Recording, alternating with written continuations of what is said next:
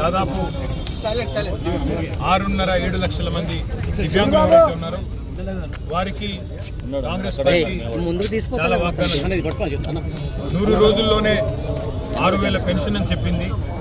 అట్లాగే ఆర్టీసీలో ఉచిత ప్రయాణం కల్పిస్తామని చెప్పి హామీ ఇచ్చింది. అట్లాగే బ్యాక్లాగ్ పోస్టుల విషయంలో కానీ చదువుల విషయంలో కానీ చాలా వాగ్దానాలు వారి అభయహస్తం మేనిఫెస్టోలో చాలా వివరంగా ఇచ్చారు.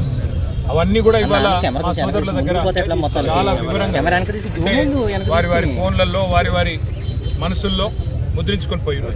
ఇవాళ నిజానికి శారీరకంగా తెల్లారి లేస్తే అవస్థలు పడే దివ్యాంగులు వారు కోరుతున్నది ప్రత్యేకంగా కొత్తగా ఏమీ లేదు. కాంగ్రెస్ ఇచ్చిన హామీలు నిలబెట్టుకోవాలని, కాంగ్రెస్ పార్టీగా ఇచ్చిన హామీలు వెంటనే అమలు చేయాలని వారి వాళ్ళ అసెంబ్లీలోకి నిజానికి రావాలని ప్రయత్నం చేశారు.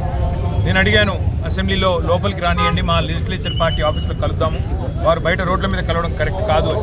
కానీ వీళ్ళందరూ వస్తే మాకేదో ఇబ్బంది అవుతుంది, వాళ్ళు వద్దు అని చెప్పి పాసులు కూడా ఇవ్వకుండా సతాయిస్తే ఇక్కడ నడి రోడ్డు మీద వారందరినీ ఇక్కడ కలవాల్సిన దుస్థితి ఈ రాష్ట్రంలో ఈరోజు ఉంది.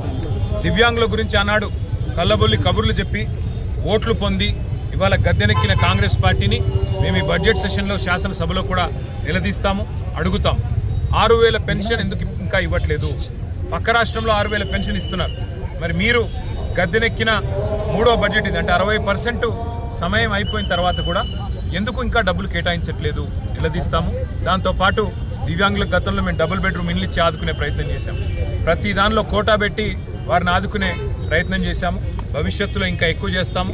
కానీ ఈరోజు ఈ ప్రభుత్వాన్ని మాత్రం వారికి ఇచ్చిన హామీలు, ముఖ్యంగా దివ్యాంగ సోదరులకు సోదరీమణులకు ఇచ్చిన హామీలు అమలు చేసేదాకా వదిలిపెట్టాం. రేపు ఇందిరా పార్క్ దగ్గర కూడా వారు రిలే నిరాహార దీక్షలకు పిలుపునిచ్చారు. దానికి కూడా మా మద్దతు ఉంటుంది. మా పార్టీ నాయకులు కూడా హాజరవుతాం. తప్పకుండా దాన్ని కూడా మరి విజయవంతం చేయాల్సిందిగా రాష్ట్రంలోని దివ్యాంగ సోదరులకు కూడా విజ్ఞప్తి చేస్తూ ప్రభుత్వం వెంటనే కళ్ళు తెరిచి మరి ముందుకు వచ్చి వారికి ఇచ్చిన హామీలు అమలు చేయాలని చెప్పి డిమాండ్ చేస్తాం.